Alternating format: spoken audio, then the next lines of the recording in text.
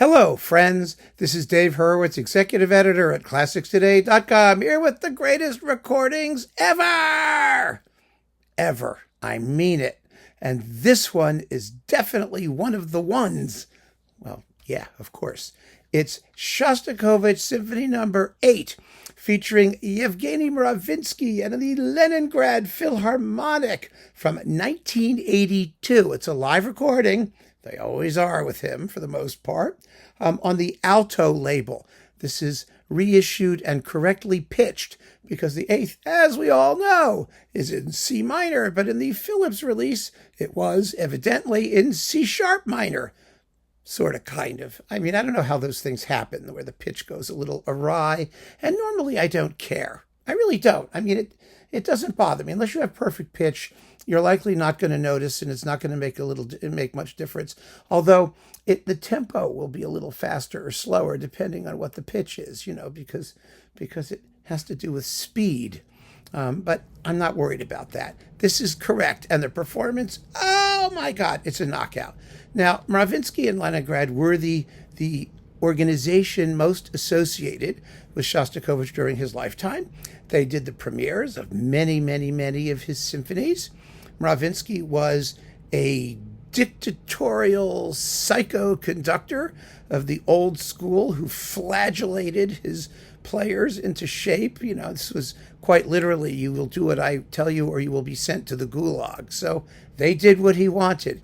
And he really got this music and understood it and loved it and conducted the premiere. And there are all kinds of air checky type Mravinsky Shostakovich 8th performances out there, including, I think, the premiere. I mean, some 1940s really grotty, awful sounding things that I have sitting around here somewhere. I have a whole sort of Mravinsky chunk of stuff. Actually, it's downstairs in the overflow room. Maybe one day we'll go through it all, because it all was pirated and issued and reissued and deissued and remastered and futzed with and all of that. And most of it sounds dreadful.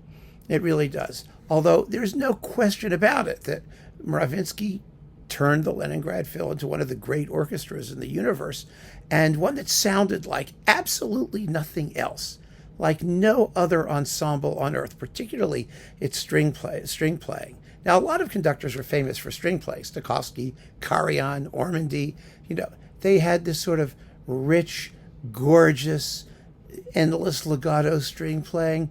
Well, Mravinsky wasn't like that. His strings sound like weapons. He weaponized the string section. I mean, he makes them sound as powerful as the brass. And that's saying a lot, because you know what Russian brass sounds like. It's like, air raid siren brass. But he could have his cellos and basses grind out just the opening of the symphony with that wham, ba-da, da-dum, ba-dum. Oh my gosh, it's really stunning.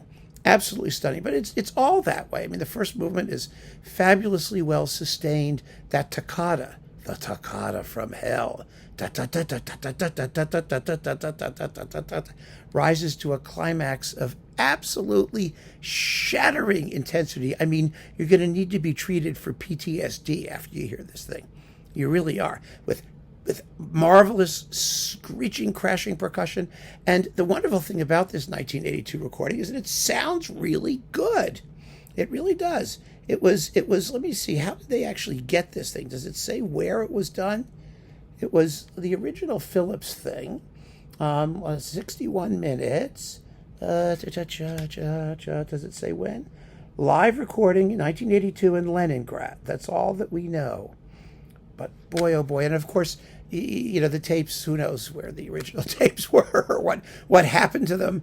All of this Soviet stuff that was on Melodia or not Melodia, or that was air-checked or pirated or whatever. You don't know where it comes from.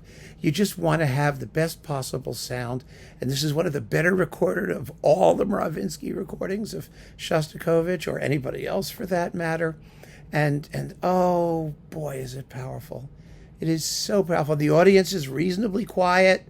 They're not sitting there coughing and groaning and snortling and doing all the things that these audiences often did at these performances. It makes this just a wonderful, happy circumstance. Because there was, remember, BBC Classics released a Shostakovich eighth with Mravinsky, which was wonderful. Absolutely wonderful, except the audience was sitting there going the whole time. And this symphony has long passages of great quiet and stillness where you don't want anything to break your concentration, especially that fourth movement, the Passacaglia, or the long English horn solo after the big climax of the first movement.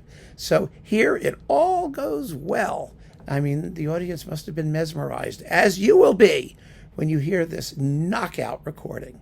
So keep on listening, friends. Thanks so much for joining me. Take care.